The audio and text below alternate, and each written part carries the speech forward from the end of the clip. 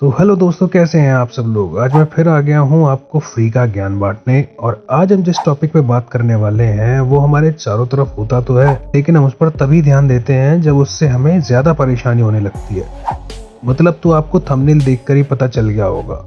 Yes, मैं आज बात करने वाला हूँ कोहरे के बारे में कि कोहरा क्या होता है और ये क्यों पड़ता है। तो जानने के लिए बने रहिए हमारी वीडियो में लास्ट तक। और भी ऐसा ही दुनिया के अजीबोगरीब फैक्ट्स के बारे में जानने के लिए हमारे चैनल को सब्सक्राइब जरूर करिए।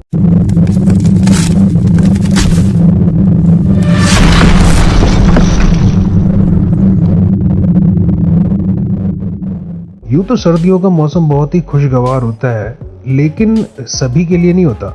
इन दिनों अक्सर देर रात और सुबह धरती के ऊपर धुएं जैसा एक आवरण छाया होता है। इसे कोहरा कहते हैं। इसकी वजह से न केवल राहगीरों को बल्कि ट्रेन ड्राइवरों और एरोप्लेन्स के पायलट्स तक को भी रास्ता ठीक से नहीं दिखाई देता। कभी कभी तो कोहरा इतना घना होता है कि हमें ड्राइंग रूम से मकान का मेन गेट तक नहीं दिखाई देता। सर्दियों में ऐसे दृश्य देखकर यकीनन आपके मन में भी ये सवाल उठता होगा कि आखिर ये कोहरा होता क्या है, क्या चीज है भाई, क्या भला है। हम लोगों को कोहरा मैक्सिमम टाइम सर्दियों में ही दिखता है, क्योंकि वो इसी मौसम में सबसे ज्यादा विजिबल होता है।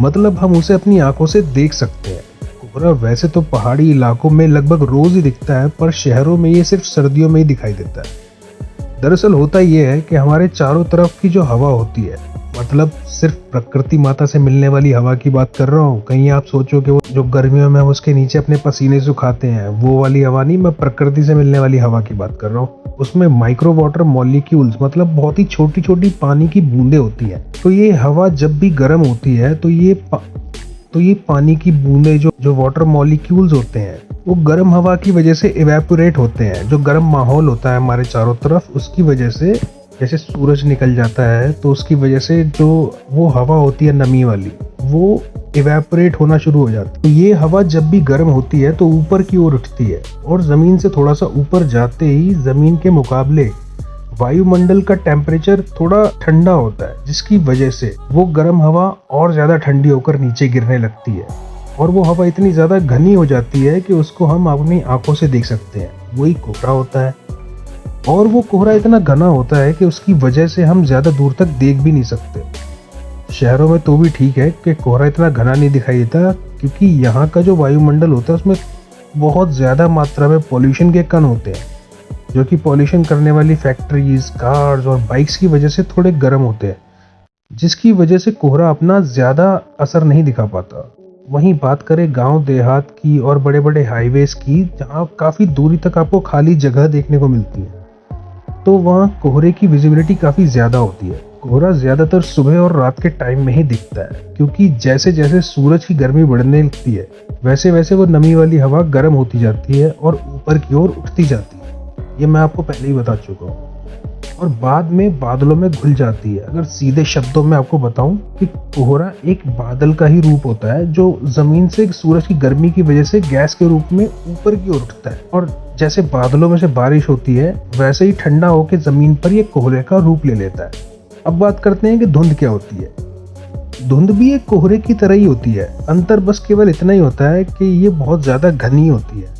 मतलब इसमें विजिबिलिटी बहुत ही कम होती है, मतलब ना के बराबर विजिबिलिटी होती है। जहाँ कोहरा हमें जाड़े में दिखाई देता है, वहीं धुंध बरसात के दिनों में हवा में नमी की मात्रा बढ़ जाने की वजह से दिखाई देती है।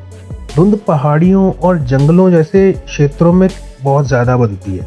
अब हम बात करते हैं कि हिमपात कैसे होता है, मतलब बर्फबारी जो जिसे हम कहते हैं, वो बर्फबारी कैसे होती है। कोहरे में उपस्थित पानी के कणों के कारण आर पार देखना मुश्किल हो जाता है। मतलब जैसे आप कभी कोहरे में निकलते होंगे तो आपको कभी ऐसा फील होता होगा कि मुंह पे पानी की छींटें सी भी गिर रही हैं।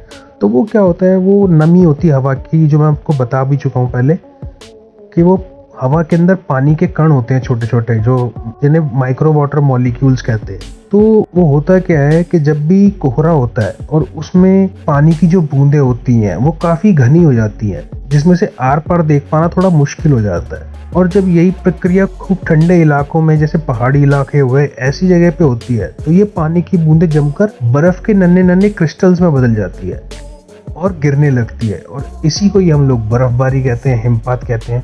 क्या कोहरे को हटाया भी जा सकता है, मतलब कोहरे को छाटा भी जा सकता है? बिल्कुल छाटा जा सकता है। तो उसको कैसे छाटा जा सकता है? तो होता क्या है कि कोहरा काफी घना होता है। कारण ये है कि बड़े बड़े शहरों में हवा, धूल और धुएं के कण भी अधिक होते हैं, जो कोहरे में उपस्थित पानी के कणों से मिलकर उसे इतना गहरा बना देते हैं कि उससे आर पार देखना मुश्किल हो जाता है। तो उससे निजात पाने के लिए हमको कोहरे वाले स्थान पर सिल्वर आयोडाइड या कैल्शियम क्लोराइड का छिड़काव करना चाहिए। इससे कोहरे के अंदर जो पानी की छोटी छोटी बूंदें होती हैं वो एक दूसरे से मिलके थोड़ी बड़ी बड़ी बूंदें होके वहाँ पे भी वो कोहरा है वहीं पे जमीन पे गिर जाती है और कोहरा छट जाता है। अच्छा, हम तो बात कर रहे हैं अभी सर्दियों में जो कोहरा होता है। अब आपने कभी ये भी सोचा है कि सर्दियों के बिना गर्मियों में भी कभी कोहरा होता होगा? तो ये कब दिखता है जी?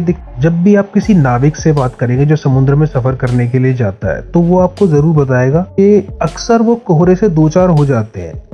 दरअसल होता क्या है, समुद्र में पानी की गर्म और ठंडी धाराओं की सतह के ऊपर, मतलब जो गर्म और ठंडा पानी है उसके सरफेस के ऊपर जो हवा होती है उसके टकराने की वजह से कोहरा बन जाता है। जीवन के लिए बहुत बड़ा वरदान है कोहरा। कोहरा रेगिस्तानी इलाकों में पशु पक्षियों और वनस्पति के लिए जीवन दाता बनकर आता है। बाजा जो कि कैलिफोर्निया में मौजूद है, Canary island, Cape Verde island, Namib desert, Peru, Chile, दुनिया के ये कुछ ऐसे स्थानों में से एक हैं जहां वर्ष भर सूखा पड़ा रहता है। कोहरे के कारण इन स्थानों में हवा में पानी की मात्रा बढ़ जाती है और इस पानी के कारण रेगिस्तानी पशु पक्षी, पेड़ पौधे मजे से जीवित रह लेते हैं। इन क्षेत्रों के निवासियों ने ऐसी टेक्निक्स विकसित कर ली हैं जिनसे वो कोहरे से पानी को एकत्र कर सकते हैं। तो वाकई में उन्होंने कितनी टेक्निक, कितना दिमाग लगाया होगा वो चीज इजाद करने के लिए कि आप कोहरे के अंदर से पानी निकाल रहे हो। तो कैसी लगी आज की वीडियो? आशा करता हूँ कि आपको वीडियो अच्छी लगी होगी। अगर वीडियो अच्छी लगी है तो प्लीज एक लाइक, आपका एक प्रेशियस कमेंट और हमारी वीडियो को शेयर जरूर कर दीजिए। और जो लोग नए हैं चैनल पे वो चैनल को सब्सक्राइब भी कर दीजिए। तो इसी के साथ ज्ञान बांटने से बढ़ता है और छुपा के रखने से कम होता है। फिर मैं मिलता हूँ आपसे अगली वीडियो में। तब तक के लिए बाय बाय, टेक केयर, नमस्कार।